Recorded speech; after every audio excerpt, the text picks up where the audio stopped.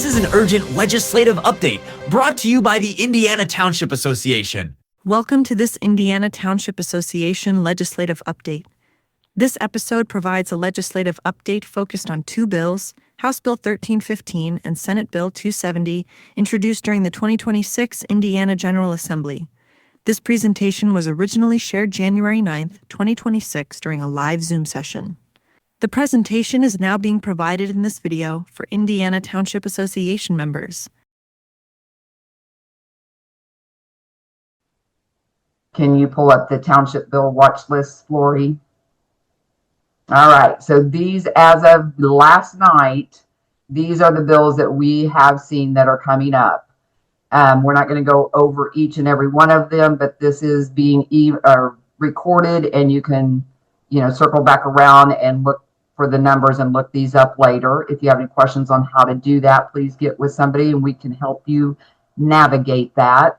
Right now, our main concerns are on House Bill 1315, which is the township reorganization, and then the Senate Bill 270, which is on the township mergers.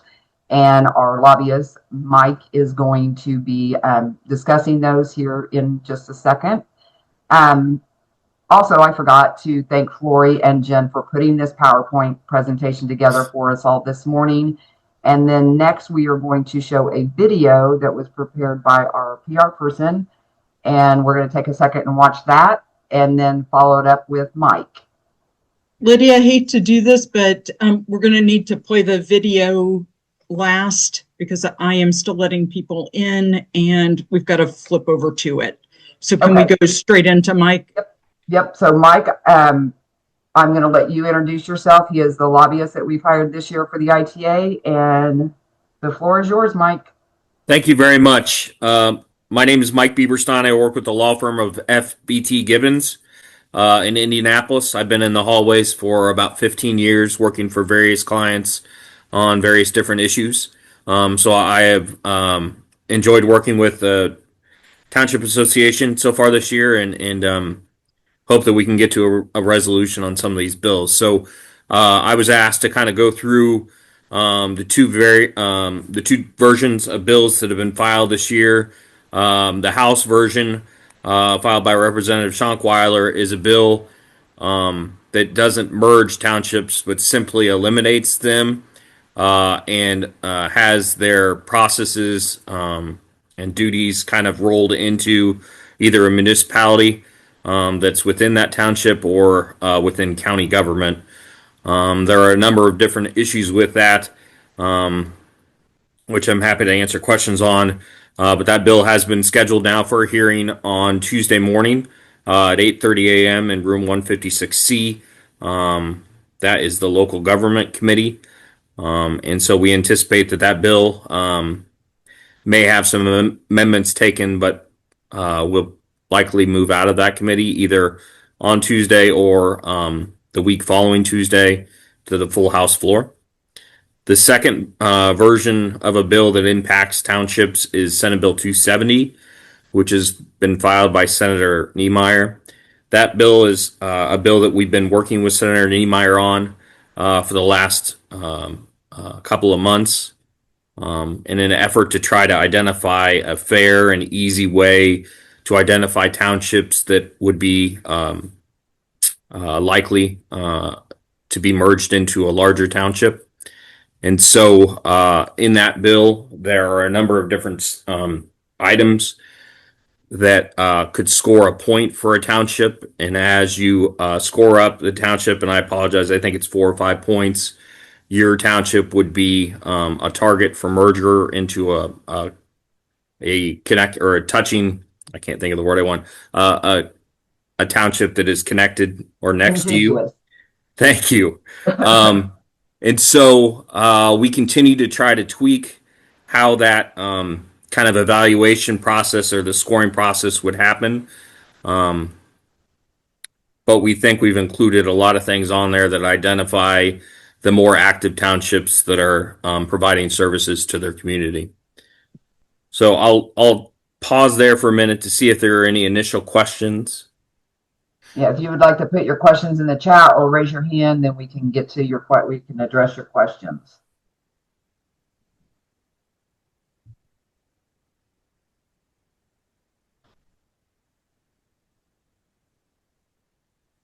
Okay, Mike.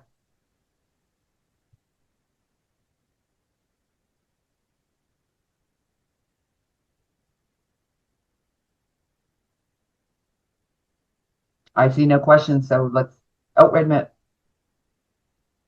Is there a way to be more proactive? That's a great question. Um, I've provided a list of the members that are on the local government committee, and identified the counties that they represent. Most of them are partial areas of those counties, but I think if you have a member that is on the committee from your community, I think it would be helpful to let them know that we are in the midst of trying to be proactive and working with Senator Niemeyer on Senate Bill 270, and that version or approach just seems to work better and is a more fair process. House Bill 1315 has a lot of issues. The biggest issue that we've seen on there is that if you are in an unincorporated or outside of a city or municipality, but your services get rolled into the city providing those services, your community potentially could be paying taxes for services, but having no actual vote for the elected officials in that municipality that are providing those services. That draws into question some constitutional concerns, and so Senate Bill 270 is a more thought out approach, and that there are all kinds of additional concerns related to fire service and how House Bill 1315 deals with that. Senate Bill 270 is generally um, just just a better approach to things. Okay, the next one is, how much support do you think House Bill 1315 will have, and how threatening is it? Yeah, that's again another good question. The House historically has been a little more aggressive in their interest in trying to either consolidate, eliminate, or merge local government and township government. And so the potential for that bill to move out of committee on Tuesday, I think, is strong. I don't know if they'd give it a hearing this quick in session if they didn't have some intention of trying to move a version of that bill out. But as it stands, my belief is even if that bill gets out of the House, I don't think that it could get a hearing in the Senate or pass the Senate because the Senate has tended to be a stronger protector of local township government. And I think the fact that we have an alternative approach to this would only give support to the Senate in taking that stance on this elimination bill of House Bill 1315. Okay, I've got a couple of people asking if we're going to share the list, and another one is, can you also explain which townships are proposed to be dissolved under House Bill 1315? I don't know if we have an exact list, but the numbers are pretty extreme that would be eligible for elimination. Okay.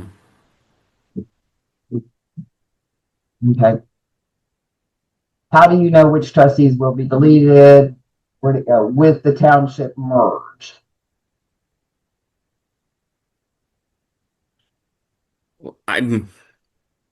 Lydia, I didn't hear. I guess I'm sorry. I'm sorry. It said, No, my volume might be down. how do you know which trustees will be deleted with the township merge? I assume because of the word merge there, they meant the Senate Bill 270 version.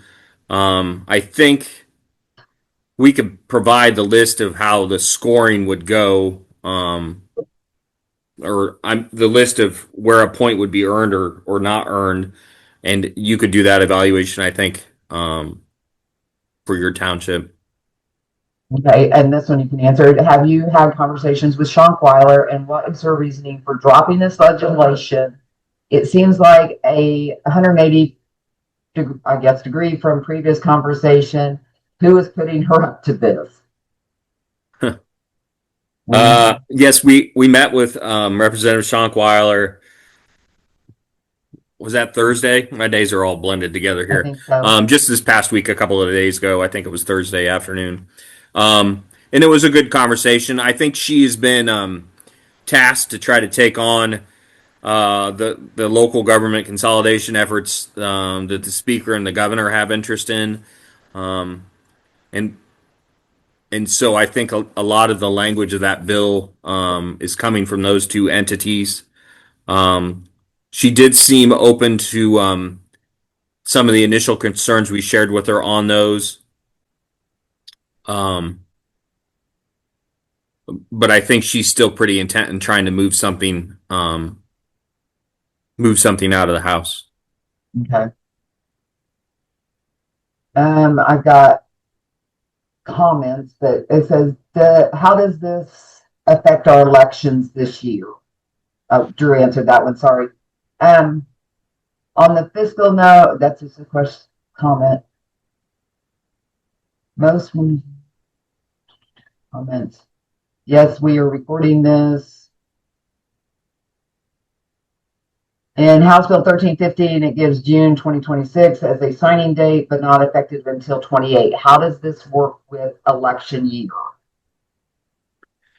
I don't know if Dan Shackle hopped on. He might have a better take on that. I'll have to do a little work, but I believe that it allows for this election cycle to occur and for that 4-year term to take place. But the townships that would be marked as having to merge or be eliminated, I think that would all be wrapped up by the conclusion of that next term here, starting in 26.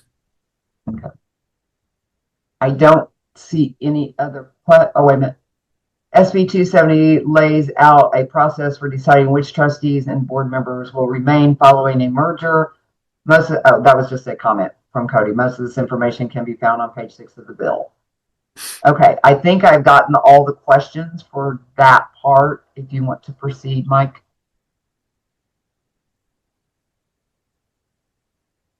Yeah, the rest of the notes I had, I've kind of answered or went over them and the answers to the questions. Okay, so does anybody else have any other questions, or you can read the comments? Yes, this is being recorded and it will be put out. Does anybody else have any more questions or comments for Mike? And the last thing I had on here, I just wanted to note, it sounds like Senate Bill 270 is going to be scheduled on Thursday of this coming week. That specific committee hearing hasn't been posted on the list, but as soon as that is, I'll share that with you so that you can share that with the membership. But we anticipate, because this is a short session, there are only going to be 2 more weeks of committee hearings in the first half of session. So this next week will be week number 2 of committees that allow us some flexibility with Senate Bill 270 if there are specific items that are brought up of concern during a committee hearing on Thursday. It gives them a week to kind of work that out in an amendment that we will then include into the bill. All right, and then we had a question: are you going to get input from each trustee? I guess I don't know what type of input you're on everything, or I mean, we put everything out on our website, and we have these legislative briefings. Other than that, I mean, you could email us with any specific questions, and we can get those answered. Also, Mike, did you want to maybe go through that list of for Tuesday of the counties or the townships or counties that you would like to see have some trustees there, not to testify, just there to say, hey, you're from our county, I'm from your area, let's talk type? Yeah, I happy to. I'm pulling the email up, so I have the list in front of me. So yeah, you did a good job of summarizing, but this committee hearing is in a very small committee room in the basement of the State House. It is so it's going to be very hard to get a seat in there, but it is, I think, always good to have clients, especially when they're local government, available or around as the legislators walk into the room, because then it kind of pushes them to focus in on a bill that might be getting heard in their committee that they normally maybe wouldn't give full attention. And so if folks are available and are willing to come to the State House and be there to be able to say hi to the legislators, the following legislators are on the committee, and I have their list of counties. So Chris May is the chair of the committee. He represents all or part of Lawrence, Jackson, Orange, and Washington counties. Bruce Borders is the vice. He represents all or part of Greene, Sullivan, Davies, Knox, and Vigo. Garrett Bascom represents part or all of Dearborn, Ohio, and Switzerland.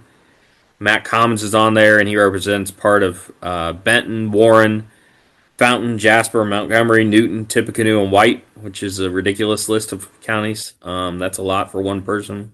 Karen Engelman's on the committee. She has part or all of Harrison, Clark, Floyd, and Washington.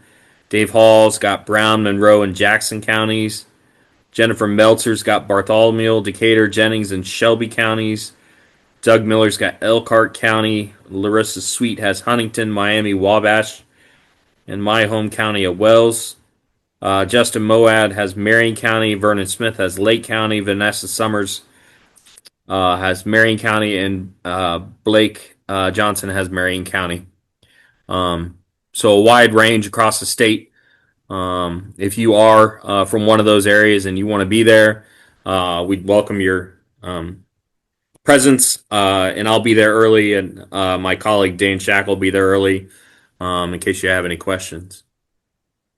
Okay, somebody had asked if we're going to, can we get that list? Flory, when you email the recording out, will you also send that list? Somebody said, did you say it has Lake County? Lake County, Vernon Smith's on there, yeah. Yep. And we will get the list out with this. Date and time is Tuesday at 8:30 a.m. Tuesday morning. Yep, Tuesday morning. Any other questions or comments for Mike?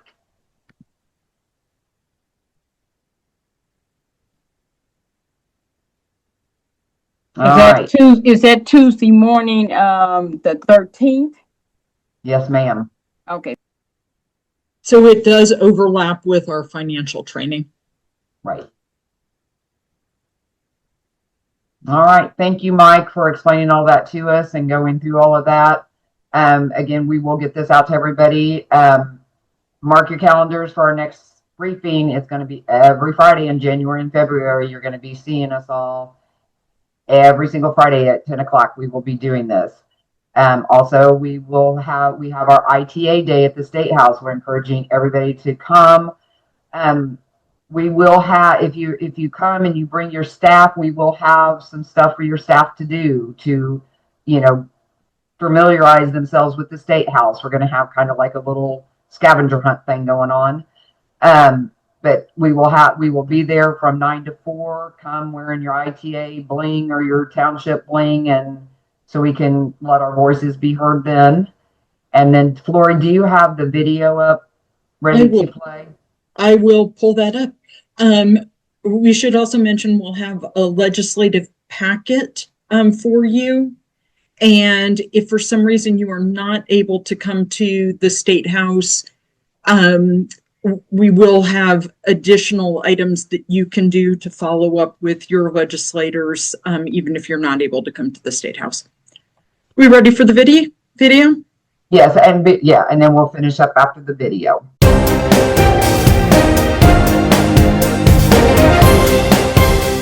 This is an urgent legislative update brought to you by the Indiana Township Association. Welcome to this Indiana Township Association legislative update. This episode provides a legislative update focused on proposed township merger language being prepared for introduction during the 2026 Indiana General Assembly. This presentation was originally shared December 22nd, 2025 during a live Zoom session. The presentation is now being provided in this video for Indiana Township Association members and includes updates made on December 30th, 2025. A newly filed bill aims to dissolve the majority of township governments and fire territories in all of Indiana, except Marion County. Before we get into the details, it's important to pause for a moment and talk about why this conversation is happening. Township government in Indiana is being openly discussed at the State House as a potential target for consolidation or elimination. State legislators, including members of the House and Senate, have made it clear that they expect township government to demonstrate greater efficiency and effectiveness. The message has been consistent. If townships cannot show their value and accountability, lawmakers may move forward with broader efforts to eliminate township government altogether. This proposed legislation is one example of how that discussion is beginning to take shape. To start, it's important to understand that Indiana already has a legal framework for township mergers. Indiana Code 36-6-1.5 lays out how township governments can be merged, including the steps required, public hearings, how finances are handled, how existing debt is addressed, and how services continue after a merger. The legislation being discussed here will be introduced by State Senator Rick Niemeyer. Senator Niemeyer represents District 6 and serves on several key committees, including local government and tax and fiscal policy. Just as importantly, he's a former township trustee himself, having served in West Creek Township in Lake County. That first-hand experience is part of what's shaping this proposal. The proposed legislation builds on this existing framework rather than replacing it entirely. At the heart of this proposal is a point-based scoring system. Townships will be evaluated using a set of criteria, and if a township reaches 4 or more points, it would be required to merge with another township. In that situation, the township with the lower score would be the receiving township. The first criterion looks at township assistance activity. If a township did not provide any township assistance during calendar years 2023 and 2024, it would receive 2 points toward its total score.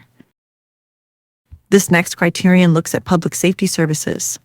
A township would receive 1 point if it does not actively manage fire protection or emergency medical services within the township as of January 1st, 2025.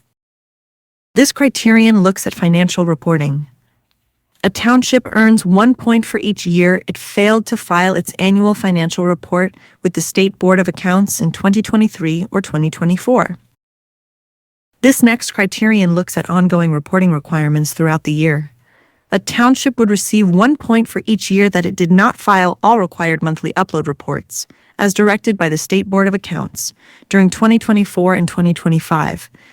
These monthly reports are another way the state evaluates consistency, transparency, and compliance in township operations. The fifth criterion focuses on annual budget filings. A township would receive 1 point for each year that it did not file its annual budget with the Department of Local Government Finance in 2023 or 2024. Timely budget filings are another key indicator the state is using to evaluate township management and accountability. The sixth criterion looks at the overall level of township assistance activity. A township would receive 1 point if the total number of township assistance applications it received in 2023 and 2024 combined is less than 24 applications.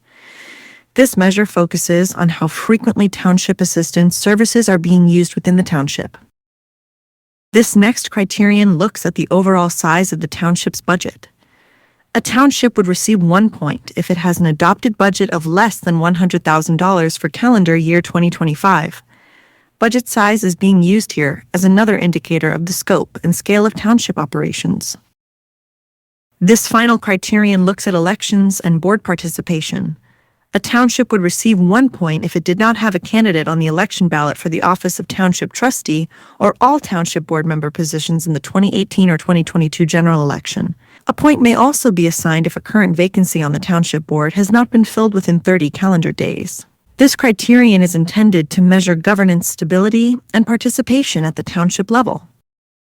This next section explains how merger decisions would be made at the county level. All counties, with approval from their executive legislative council, which for most counties means the county commissioners would use data provided by the Department of Local Government Finance to determine which townships within their county must merge. Those decisions would be based on the 8 criteria we just covered. This proposal also includes an appeal process for townships. If a township believes its score is incorrect, it may appeal that score to the Department of Local Government Finance, or DLGF, by January 30th, 2027. Any appeal must include supporting documentation that clearly explains why the township believes the score was calculated incorrectly. The Department of Local Government Finance will review all appeals and is required to issue a determination on those appeals by February 28, 2027. Any township that receives a score of 4 or higher, based on the combined results of the 8 evaluation criteria, would be required to merge into a contiguous township within the same county. In this context, contiguous simply means that the townships must border or physically touch one another. Under this proposal, the target date for all required township mergers to be finalized is January 1st, 2028. We know this proposal raises a lot of questions. Let's walk through some of the most common ones. Is this law in effect now? No. This is proposed legislation. It is expected to be introduced during the 2026 legislative session, and it would still need to move through the full legislative process before becoming law. Who decides if a township must merge? The Department of Local Government Finance compiles the data and produces the scoring list. The County Executive Legislative Council then use that information to determine which townships within their county are required to merge, following the procedures already outlined in state law. Does reaching 4 points automatically dissolve a township? No. Reaching 4 points means a township would be required to merge, not immediately dissolve. The actual merger process would follow existing statutory procedures, including public meetings and required approvals. Can counties choose not to merge a high-scoring township? Counties are expected to follow the ranking order. However, if commissioners determine that merging a different township better serves the county, they must provide a detailed explanation to the Legislative Council and the Department of Local Government Finance. Who pays for the cost of a merger? Under the proposed language, the receiving township is responsible for covering all merger-related costs. When would all required mergers be completed? All mergers required under this proposal must be finalized by January 1st, 2028. Does this legislation target small townships? No, the legislation does not explicitly target townships based solely on size. Instead, the proposal uses a set of performance and activity-based criteria, such as service delivery, financial reporting, budget size, election participation, and township assistance activity. That said, some smaller townships may be more likely to meet multiple criteria, which could result in higher point totals. The intent of the proposal, as written, is to rely on objective data rather than population alone when evaluating townships for possible merger. This proposal has the potential to significantly impact township government across Indiana. Understanding how the criteria work, how points are calculated, and how counties make decisions will be critical as the legislative session approaches. The Indiana Township Association encourages all township officials to stay engaged in this process. Connect with your legislators. Stay informed through ITA updates, financial seminars, and conferences. Engage. Empower. Educate. Thank you for watching this ITA Legislative Update. For additional information or future updates, please continue to follow the Indiana Township Association. Remember, membership in the Indiana Township Association connects you to the resources and advocacy that matter most. Members receive timely legislative updates, strong representation at the State House to protect and advance township governance, and access to peer guidance from township officials across Indiana. Through continual education, training opportunities, and a wide range of additional benefits, ITA membership helps ensure you are informed, supported, and prepared to serve your community effectively. All right. We did have some questions come in for that during that video, and I think Drew's taking care of them. The video and this recording will be sent out to everybody today. I'm sure you're going to want to watch it again, and then we will. Well, I'm just asking, please don't inundate Debbie directly with text messaging, phone calls, or emails. We're going to allow her time to recover. Send your questions to the ITA email, the generic one that Gina will get, and she will filter through those and direct them to the right person to respond. Somebody asked, what is the state map referencing in the video? It's a population map from the 2023 study we had IU do. So it was just on the populations, like the darker the color, the larger the population, the lighter, like the oranges and yellows are more rural yellow townships across the state of Indiana. But it's from the the analysis that IU did for us a few years ago. And then someone asked, can this go into effect in the middle of a term?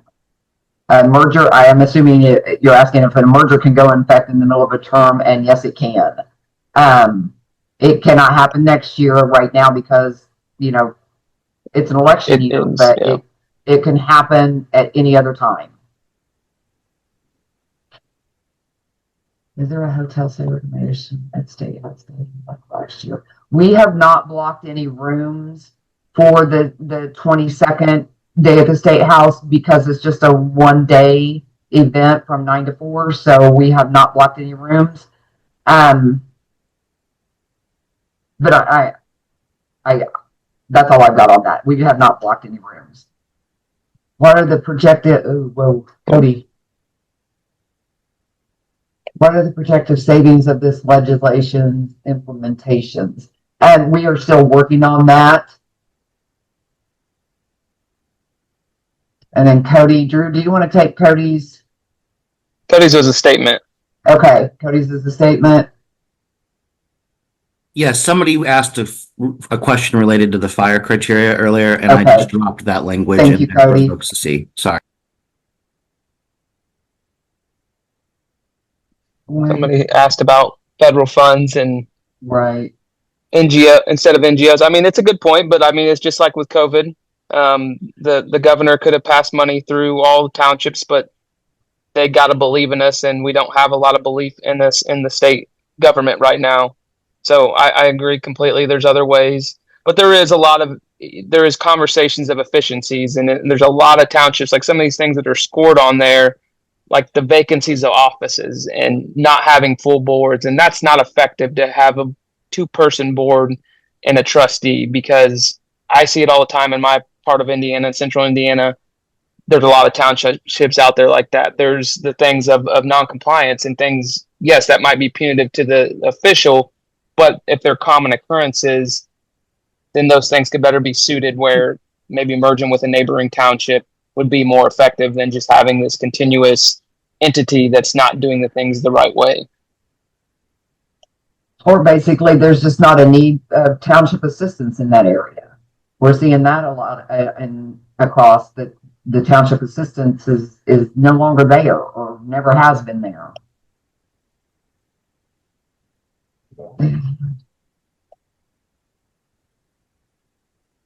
Yes, somebody said there's a difference in the first point. We've been pointed out what was filed is only 2 points instead of 4. So it's 2 points total instead of 2 points per year. Right. And the bill just got filed this week. So there's going to be, this is what we proposed, and there's going to be a lot of tweaks to it and questions, and we're, this isn't it. So it'll change. If it finally gets passed, it'll probably be different than what we started with for sure.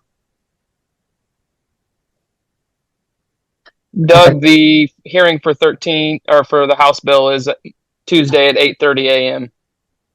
And if anybody wants, I know somebody asked earlier, all the meetings are live streamed. If you just go to the iga.in.gov, you can see the days of the calendar. So like local government's usually at a certain time of a certain week. You just go there. Today's Friday, most likely they're not in session typically on Fridays, right, Lydia? Right. So you can usually see, not always the week ahead, but you can see a few days in advance. So House bill will be heard on Tuesday at 8:30. This Senate bill will be heard on, I think the Senate meets on Thursdays at 10 a.m. All of them could be live streamed. So if you can't, obviously we're not saying everybody go to the State House. That's not what we're saying. You can watch it. I would advise you to watch if there's any other bills out there on that list. Find out when they're put in the committee. You can watch them. I think they record them sometimes, but they're not always easy to find. But typically they have them on there at least a day after the meeting has occurred. And Drew, should we also add that more bills may be filed, up until 2:00 today? Is that correct? Yeah, today's the last day for the Senate to file bills. The House's was on Tuesday. Yep, they got till 2:00 today. So yeah, more may drop. Or Wednesday, I'm sorry. There's still a couple questions. And I'd like to take the one from Kevin from Hanover Township.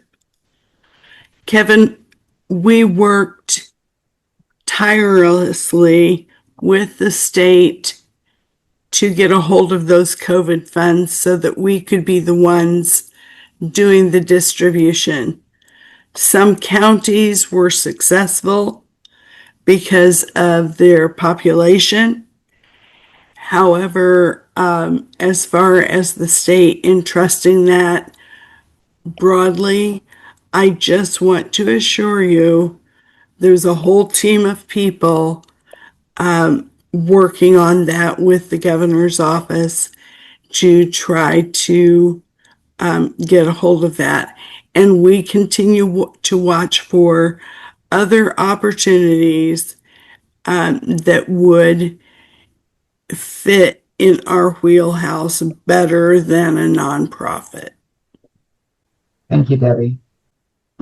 We also, I know we've talked about the financial training on the 13th, and I hope everyone has had an opportunity to sign up for that. I did get a question via text. I'm registering for the 13th and see the bundle deal. What are the other training dates and topics? Do you know? Drew, do you want to take that? The dates are kind of fluid. I think it's hard for us to say. I know last year we had the General Assembly all the way up to May. I can give you a rough estimate. We're trying to do them every quarter. If there are topics like people asked about this finance training, it is about AFRs, annual monthly engagements, tax, 100R. So the timing of it, I had somebody ask if we could do it in December. Well, I don't close my accounts out until December 31st.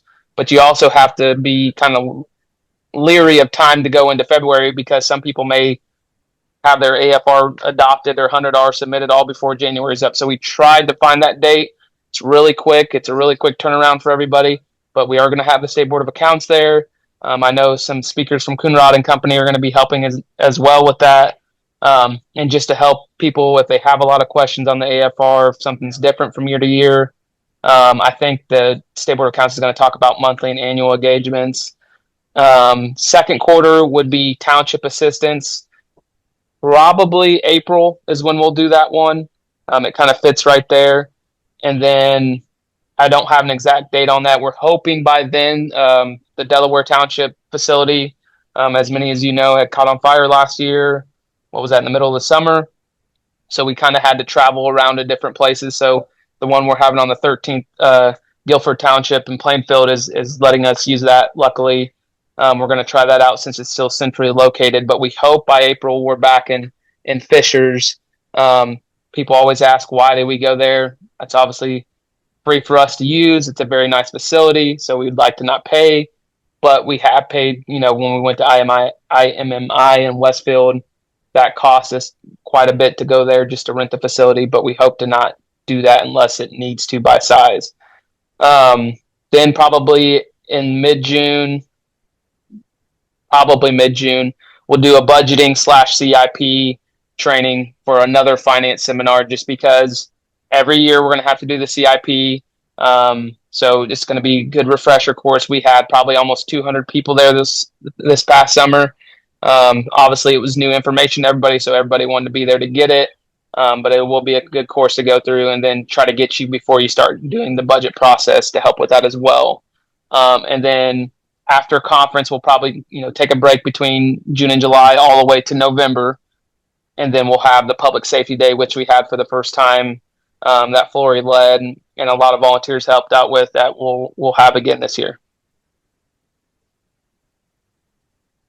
And then just adding on to that, we should also just mention, hopefully everybody got the new newsletter.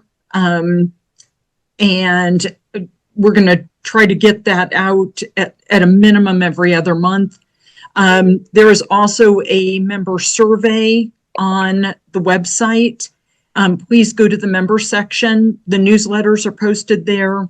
The survey is posted there, and all of the signups are posted there for all of the educational items. Hopefully you're seeing improvements in everything that we're putting out, and we do want critiques. We do want your feedback. Sorry, I was reading that last question. I think, Drew, can you answer that one real quick? I don't have anything else, and I think Drew and Flory. Debbie, do you have anything? Okay. Yes. Oh, there you are. I just read a message from Rita Barrow that Dan Combs, longtime trustee of Perry Township in Monroe County, passed away. Yes, Debbie, we heard about that earlier in the week, and I was trying to get on a phone call with you to tell you about that. I didn't know. Yeah, we knew you were really, really close with him, and we're sorry to hear that. I think only other thing I got is when Flory sends out the email about the counties and who to come on Tuesday. Please, if you're interested, please email Flory. She can put her email in the chat. That way, I mean, we'd love to have everybody there. If you're not in their district, we're probably not going to tell you should be there. But if you are, because certain legislators are in there, email her, and then we'll get back to you about meeting up or anything like that. And then just keep in mind, just keep watching stuff at the State House. Right now, we're still trying to figure out what our bill looks like with Senator Niemeyer. But you got to look at the two, and you got to say it's merging, which still has townships, versus the House bill, which is elimination. If you haven't read Schonkweiler's bill, read it. It's in their fiscal note. Read the fiscal note as well. It says about 650 townships in Indiana could possibly be eliminated, and start handing that stuff over to the county and the cities or towns. So that is an elimination bill. That is not a merging bill. That is a pure elimination. It doesn't matter your size. It has two criteria, whether you're rural or your municipalities. If you're one of those, unless you're Marion County, it starts saying, well, you're going to turn your duties over. So that is a pure elimination bill. I think the bill that we're trying to support with Senator Niemeyer is trying to keep township government alive. It's trying to have that local component in it where we can, through that video you've seen, there's ways to make appeals that we can say, hey, maybe our score is wrong, or this is why we're not merging in our county. That is not allowed with House Bill, 1315? I forget the numbers sometimes. It's gone. You have no say. You can say whether it goes to the city or county. If you don't make a decision, it goes to the county. It's a centralized form of government. Now we have no control over that. So that's the basic level of the two bills right now. One's elimination, one is merging. And we got to be able to say, hey, is merging better than elimination? And it's a lot better, because at least townships still exist. On theirs, they take out 650.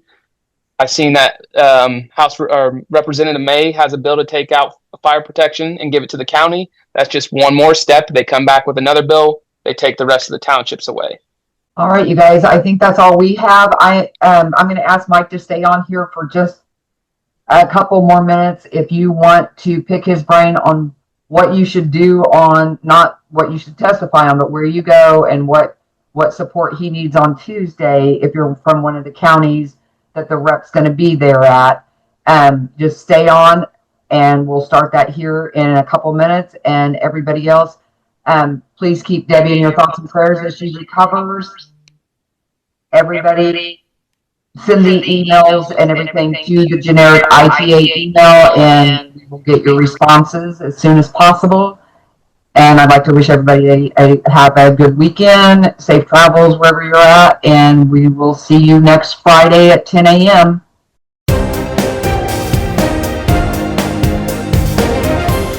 Thank you for watching this legislative update, brought to you by the Indiana Township Association.